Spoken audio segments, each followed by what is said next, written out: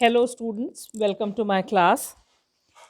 मैं आज आपको बताऊंगी कि रिएक्शन मैकेनिज्म का डिटर्मिनेशन कैसे होता है, कि कौन सी अभिक्रिया किस तरह से जा रही है। ये पता लगाने के लिए अपन रिएक्शन मैकेनिज्म का इस्तेमाल करते हैं। तो जो अभिक्रिया है उसकी क्रियाविधि ज्ञात करने के लिए कई विधियां हैं, जिनमें से प्रमुख विधि है उत्पाद का विश्लेषण। दूसरा है मध्यवर्तियों का अध्ययन। मतलब पहला है कि क्या प्रोडक्ट बन रहा है, उसकी एनालिसिस करने से अपन लोग डिटरमिन कर सकते हैं कि क्या रिएक्शन का तरीका होगा, या इंटरमीडिएट जो बन रहा है उसकी स्टडी से अपन लोग सोच सकते हैं कि ये रिएक्शन किस पैटर्न से हो रही है, या समस्थानिक प्रभाव से देख सकते हैं।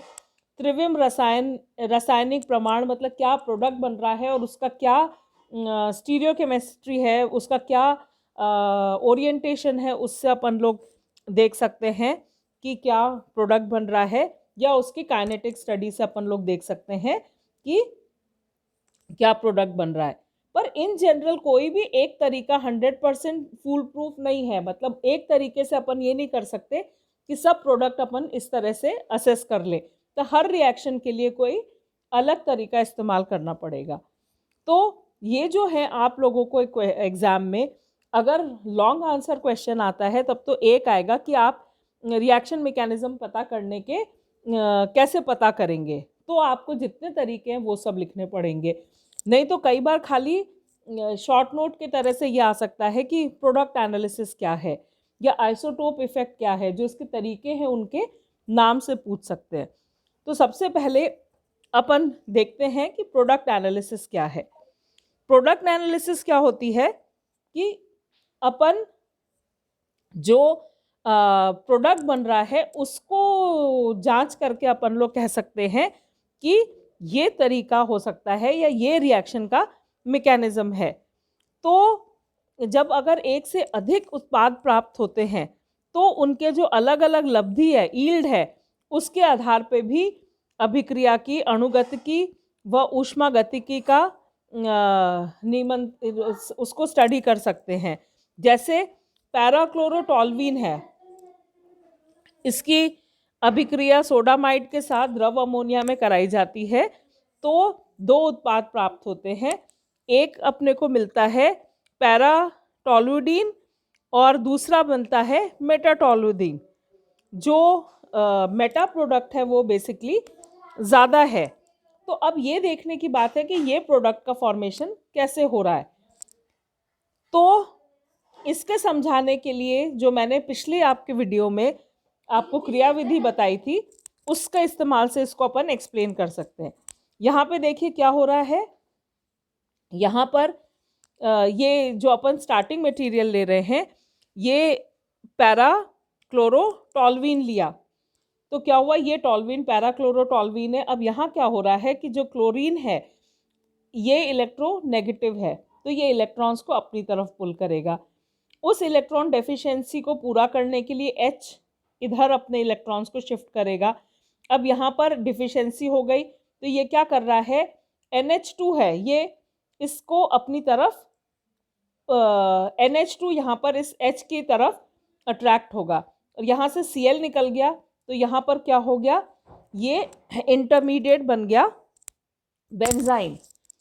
अब इस पे क्या होता है, बेंजाइन इंटरमीडिएट बन गया तो यहाँ जो NH2 है अब ये इसके ऊपर अटैक करेगा। तो आप देखिए कि अगर अपन Me वाले ग्रुप से अगर काउंट कर रहे हैं तो ये 1 2 3 और 4, जो ये ट्रिपल बॉन्ड है ये बिटवीन 3 और 4 कार्बन है। तो जो NH2 ग्रुप है वो 3 पर भी जुड़ सकता है और वो 4 पर भी जुड़ सकता है, दोनों पे जुड़ सकता है। तो यहाँ पे क्या है कि इसलिए ये जो प्रमुख प्रोडक्ट है इसमें मेटा प्रोडक्ट बन रहा है। तो इस तरह से हम लोग देख सकते हैं कि इसका क्या रिएक्शन मैकेनिज्म था। दूसरा है जो इसका प्रोसीजर जो है वो है इंटरमीडिएट की, मध्यावर्ती की स्टडी करने से भी इसका पता लगाया जा सकता है। इसमें क्या होता है कि एक या अधिक मध्यावर्ती को प्राप्त करने से जो अगर मध्यावर्ती प्राप्त हो रहा है, अगर इंटरमीडिएट प्राप्त हो रहा है, तो वो बिल्कुल ठोस प्रमाण होता है कि ये रिएक्शन का मैकेनिज्म जो सोचा जा रहा है वो बिल्कुल सही है। और ये इस वाली अभिक्रिया को अपन देख रहे हैं यहाँ पर एमाइड की ब्रोमीन से जब क्रिया करा रहे हैं इन प्रेजेंस ऑफ KOH, तो ये मध्यवर्ती बनता है एन ब्रोमो एसिटामाइड। जो एन ब्रोमो एसिटामाइड है इसमें से HBr निकल के ये नाइट्रीन इसमें इंटरमीडिएट बन रहा है। और ये जो नाइट्रीन है इसमें रीअरेंजमेंट हो रहा है, इसमें से CH3 ग्रुप N की तरफ शिफ्ट हो जा रहा है, तो ये बन जा रहा है मिथाइल आइसोसाइनेट। और ये जो मिथाइल आइसोसाइनेट बना ये KOH के साथ रिएक्ट करके CH3NH2 प्लस K2CO3। ये भी मैंने जो पिछला वीडियो है जो बेंजाइन इंटरमीडिएट का मैंने जो एक्सप्लेनेशन लिया था उसमें मैंने आपको बताया है। इसको हॉफमैन हाइपोब्रोमाइड रिएक्शन बोलते हैं। आपसे कई बार एग्जाम में यही पूछ लिया जाता है कि लिखिए what is Hoffmann hypobromide reaction. तो इसमें अगर आपसे ये पूछा जाए तो आपको खाली रिएक्शन नहीं लिखनी, रिएक्शन के साथ हमेशा क्रियाविधि लिखनी होती है। अगर क्रियाविधि नहीं लिखेंगे तो इसका आपको नंबर नहीं मिलेंगे, इसलिए नंबर आपको लिखने के लिए उसमें क्रियाविधि लिखनी बहुत ज़रूरी है। तो ये एक तरीका है इसको एक्सप्लेन करने का। जो तीसरा तरीका है वो है आइसोटोप इफेक्ट। आइसोटोप इफेक्ट में क्या होता है कि ये आइसोटोप इफेक्ट एक बहुत अच्छा तरीका है जिससे अपन ये पता लगा सकते हैं कि कौन सा बंध बन रहा है और कौन सा बंध टूट रहा है, या कौन सा अगर कोई रीअरेंजमेंट हो रहा है तो कौन से बॉन्ड का रीअरेंजमेंट हो रहा है।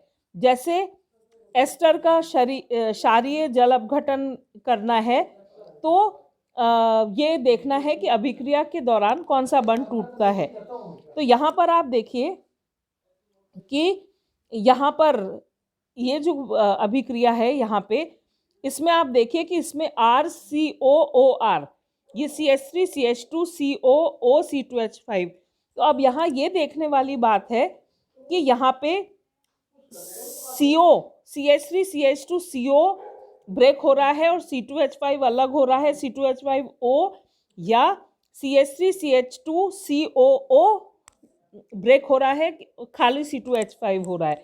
अब इसमें क्या किया जाता है कि एक आपने इसमें ये ले लिया आइसोटोप वाला, यहाँ जो ऑक्सीजन है ये आइसोटोप इसको ले लिया ऑक्सीजन का, ठीक है। और अब इसकी अभिक्रिया कराई गई तो अब जो प्रोडक्ट बना वो प्रोडक्ट क्या बना, CH3 CH2 COOH और C2H5OH। तो जो आइसोटोपिक ऑक्सीजन था वो C2H5OH में चला गया। तो अब यहाँ पे क्या हुआ कि हम ये देख सकते हैं कि यहाँ पर कौन सा ब्रेक हुआ। तो यहाँ पे देखिए कि CH3 CH2 COO तो अलग हो गया और C2H5OH अलग हो गया। तो इससे अपन ये देख सकते हैं कि यहाँ पर C2H5O पूरा ग्रुप मूव कर रहा है ना। यहाँ पे CH3 CH2 COO नहीं मूव कर रहा, O अलग चला जा रहा है। तो CH3 CH2 CO एक तरफ हो गया मोइटी और C2H5O दूसरी तरफ हो गया।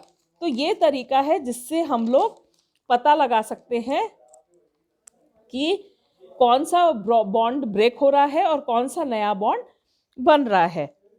इसके बाद जो चौथा तरीका है वो है स्टीरियोकेमिकल एविडेंस।